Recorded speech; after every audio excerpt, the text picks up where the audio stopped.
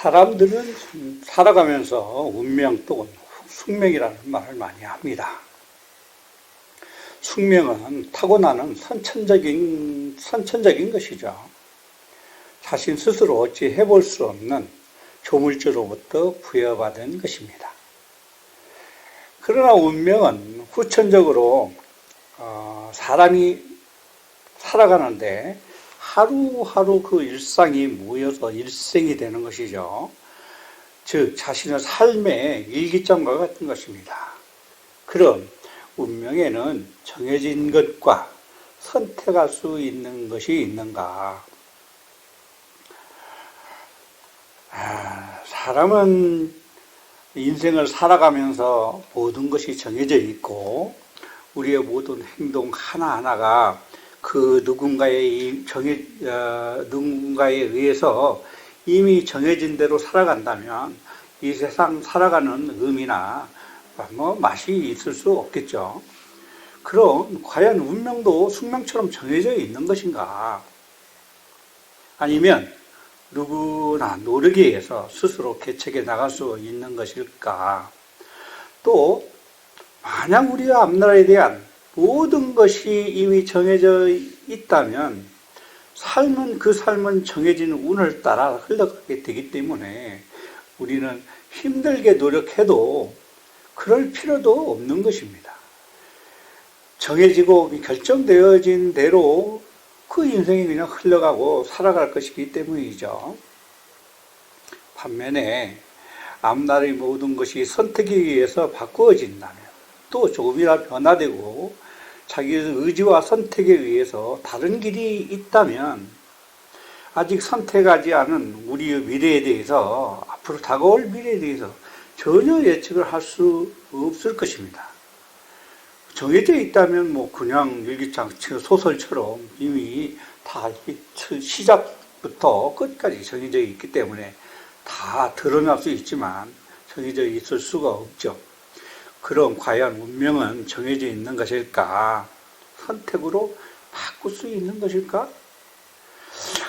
운명에는 이미 정해진 부분과 개척해 나갈 수 있는 부분 모두 양 측면이 같이 존재한다고 단연코 말할 수 있어요. 정해져 있는 부분은 우리의 의지와 무관하게 정해진 룰대로 흘러가게 되고 또 선택할 수 있는 부분은 선택에 우리가 어떻게 결정하고 선택하는 유무에 따라서 다른 길을 가게 되겠죠. 즉 사람의 능력으로 할 수 있는 것과 할 수 없는 것이 있는 것입니다. 대자연은 태초 이래로 지구의 자전과 공전을 통해 끊임없는 변화를 통해서 그 변화를 거듭하고 있습니다. 그중 우리 인간도 그 속에 한 무리이지만 그중 우리가 가장 인지할 수 있는 가장 쉽게 할 수 대표적인 것이 뭐냐면 낮과 밤의 변화죠. 그리고 낮과 밤이 반복되고 사계절의 변화가 있습니다. 추운 겨울이 지나면 여김없이 새싹이 돋는 봄이 오고 또 무더운 여름이 지나면 결실의 계절 가을이 오게 됩니다. 또 이어서 겨울로 사계절은 이렇게 일정한 규칙을 가지고 변화를 거듭하고 있어요. 그러면 이 대자연의 법칙은 우리가 추운 겨울을 싫든 좋든 좋아하든 싫어하든 관계없이 결실의 계절 가을이 지나면 어림없이 겨울이 오게 되어 있는 것이죠. 이 겨울은 우리가 착한 일을 한다고 그 사람에게 빨리 끝나는 것도 아니고 또 나쁜 일을 하고 산다고 해서 겨울이 빨리 늦게 끝나는 것도 아닙니다. 우리 인간이 어떠한 희망을 갖거나 어떠한 행위를 하든 관계없이 착한 사람에게나 나쁜 사람에게나 오직 겨울만큼 시간이 지나면 그 시간이 지나야 봄이 오는 것이죠. 그럼 우리 인간의 노력은 어떤 의미를 갖고 있을까요? 과연 정해진 대자연의 흐름 속에 우리의 노력은 아무 의미가 없는 것일까? 물론 인간의 노력으로 이렇게 정해진 겨울을 일찍 끝내버리거나 여름으로 바꿀 수는 없죠. 그것은 이미 정해져 있는 것입니다. 이거는 어느 누구도, 하나님도 예수님도 부처님도 어떻게 할 수 없는 거예요. 그렇지만 우리는 가능하고 적절한 노력을 통해서 그 겨울을 덜 춥게 보낼 수는 있을 것입니다. 즉, 주어진 겨울이라는 계절 자체를 여름으로 송두리째 바꿀 수는 없어도 선택과 노력에 의해서 겨울을 춥게 보낼 수도 있고 또 덜 춥고 또 따뜻하게도 보낼 수도 있는 것입니다. 그렇다고 계절은 아직 겨울인데 배가 고프다 해서 밭을 벌써 겨울인데도 밭을 갈고 씨앗을 뿌린다면 그것은 부지런한 것이 아니고 어리석은 것이죠. 아무리 마음이 급하다고 해도 겨울이 끝나고 봄이 와야 밭을 갈고 씨앗을 뿌릴 수 있는 것입니다. 아직 겨울인데도 불구하고 마음이 급하다고 해서 언 땅에 씨를 뿌리면 결국은 그 씨앗도 얼어서 쓸 수 없게 되어버리고 씨앗을 뿌리는 어리석은 농부는 어떻게 돼요? 동상에 추운 겨울에 나가 일하느라고 고생하고 동상에 걸려서 자칫하면 건강도 잃어버릴 것입니다. 결국은 그 사람은 오히려 정작 봄이 왔을 때는 몸이 약하고 그 씨앗도 잊어버려서 아무것도 어쩌서 할 수 없게 되는 그런 어리석은 행동이 될 것입니다. 가을은 또 누구에게나 풍성한 계절입니다.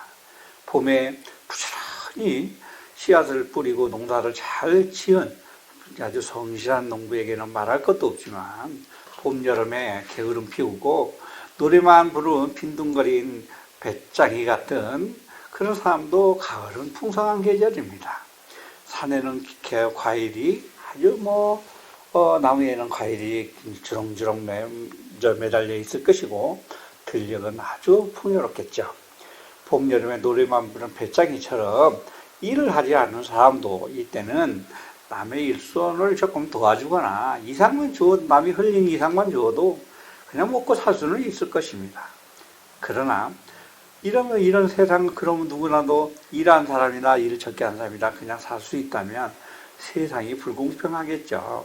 그러나 가을은 게으름뱅이에게도 먹을 것을 주지만, 그러나 비록 가을이 누구에게나 풍성한 계절이긴 하지만 봄에 씨앗이 뿌리는 정말 풍성한 수확을 얻은 사람과 게으른 사람이 똑같은 풍요를 누릴 수는 없을 것입니다.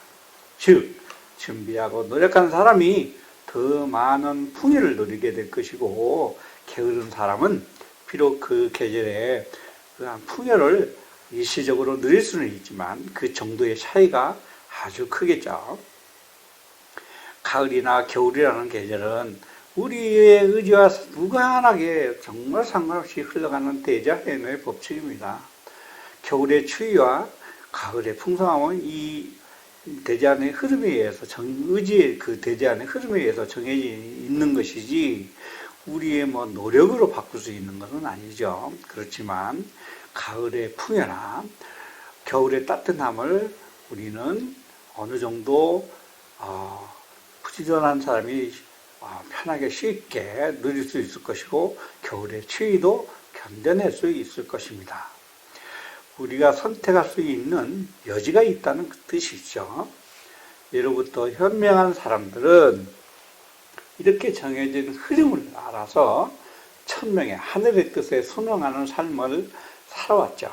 그러기 위해서 사주, 명리학 등 역학 등이 선현들에 의해서 발전되어 온 것입니다. 오늘날까지.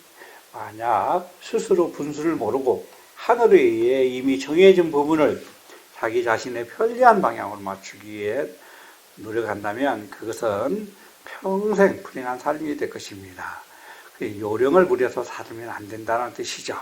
또한 노력으로 더 나은 선택이 가능한 충분한 그런 일상들이 있고 부분들이 있지만 하늘에 그냥 자기의 팔자가 그냥 하늘의 뜻이다 하고 그냥 삶을 자포자기하고 내 인생은 어차피 어렵게 되겠어 가난하게 살게 돼 있어 하고 하고 삶을 자포자기하고 소극적으로 살아간다면 이 또한 어리석은 일이 되겠죠.